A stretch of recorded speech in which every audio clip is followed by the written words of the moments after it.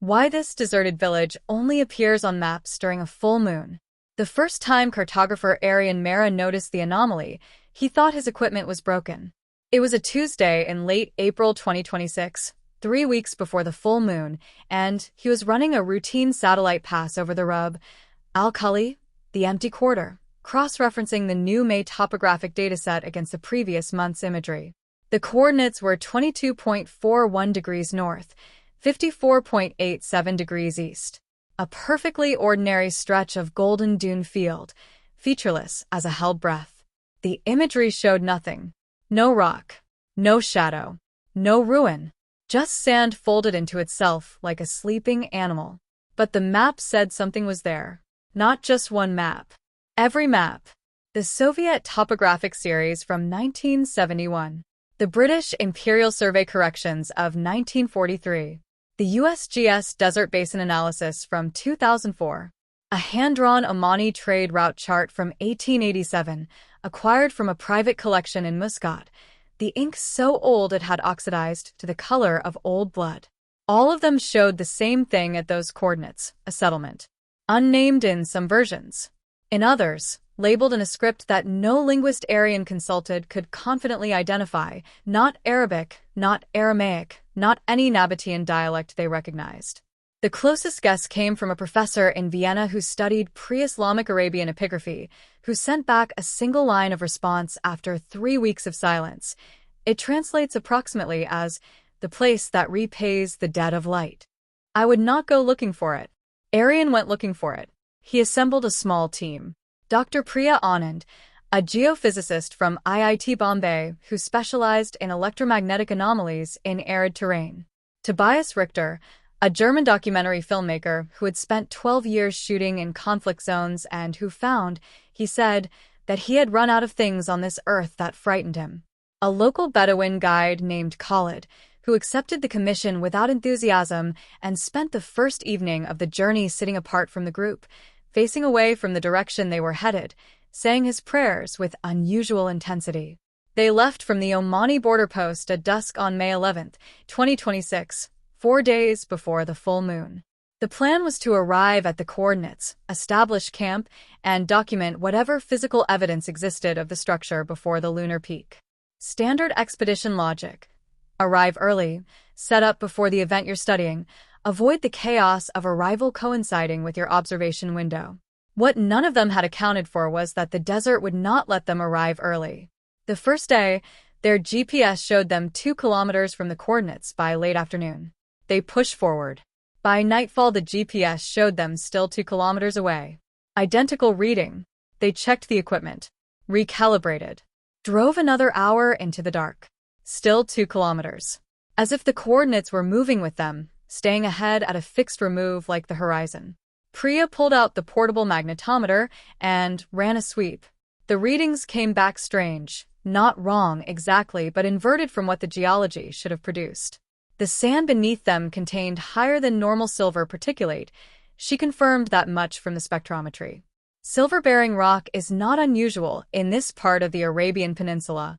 What was unusual was the magnetic signature the silver was producing, oriented not toward geomagnetic north, but upward, vertically, as if the ground itself was straining toward something above it. "It's responding to the moon," she said, not as a dramatic statement, but as a flat scientific observation, her voice carrying the particular flatness of someone describing a result that doesn't fit any model they were trained on. The silver is ferromagnetic in a way it shouldn't be. And it's aligned with the lunar gravitational axis. Khalid, who had been listening from outside the ring of their camp lantern, said quietly, "We should not be here when it comes up." They asked him to explain. He was quiet for a long moment.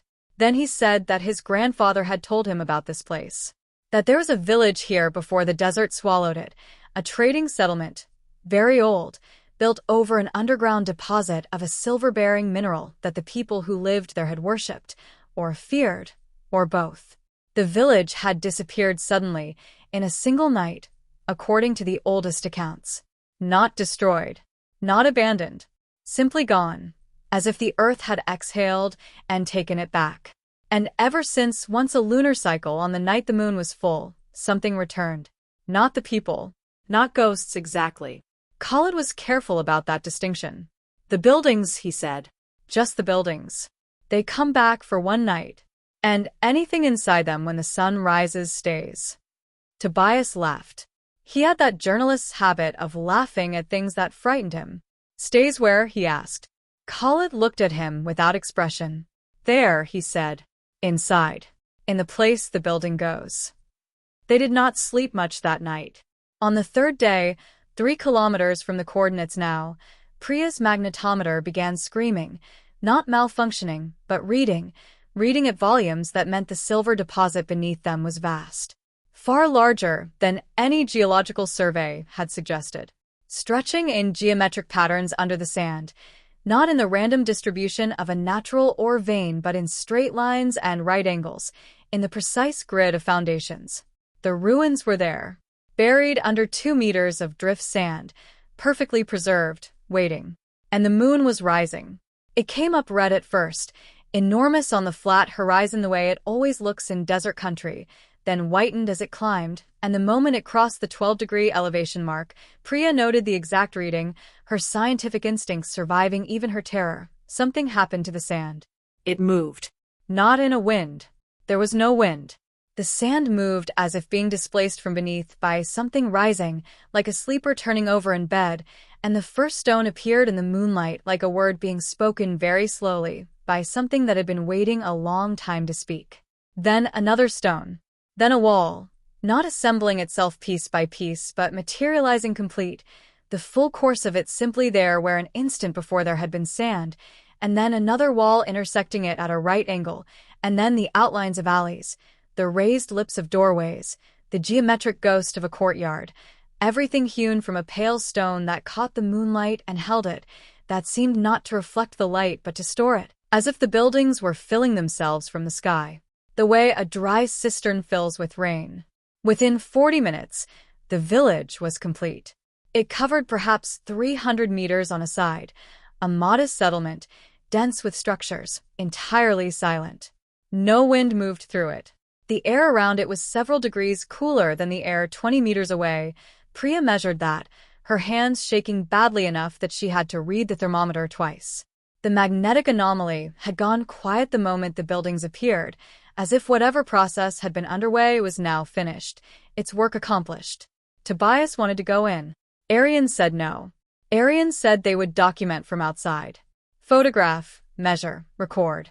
They had 4 hours until dawn, and they would spend those 4 hours here, outside the perimeter. Tobias went in anyway. That is the nature of people who have decided they are not afraid of anything. They have confused courage with immunity, and they find out the difference too late. He walked through the nearest doorway. The building had no door, just the rectangular absence of one, and his camera light bobbed and moved in the darkness inside, and he called back to them that it was a room, a normal room, stone floor, stone walls, nothing inside, nothing at all, just the room. His voice came back slightly strange, with an echo it shouldn't have had, given the open doorways, as if the space inside the building was larger than the space outside it. He moved deeper in. Priya grabbed Arian's arm. She pointed to the magnetometer. The reading had changed. The vertical magnetic orientation, the silver pulling toward the moon, had reversed. It was pulling downward now.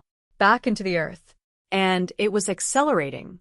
She said, when the field fully inverts, I think the buildings go back. Arian started shouting for Tobias. The camera light stopped moving. Then it moved again, toward them, back toward the doorway, and Tobias appeared in the opening, his face in the moonlight. He looked fine. He looked completely fine. He was saying something, but they couldn't hear him.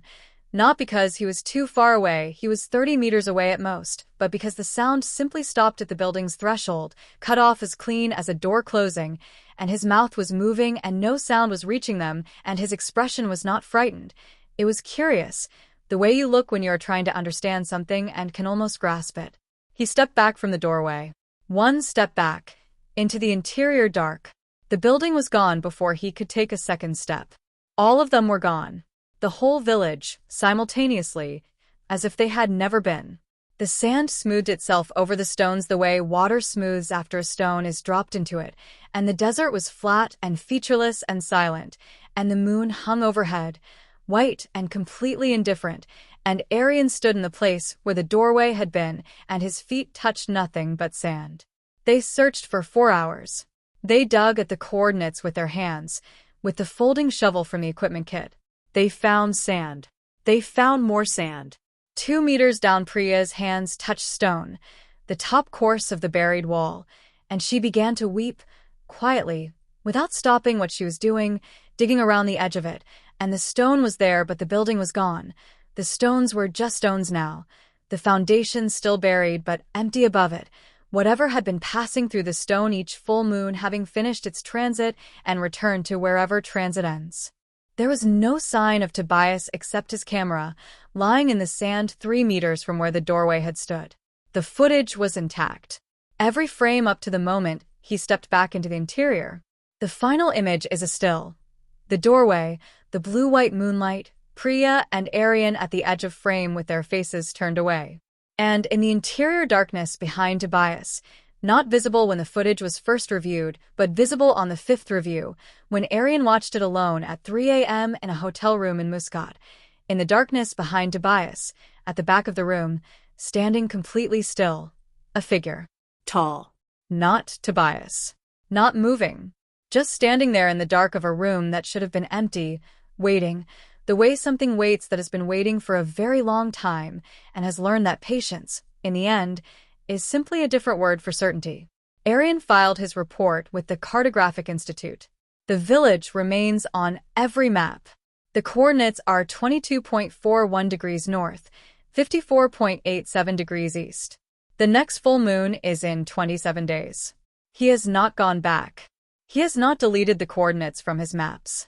He cannot explain why.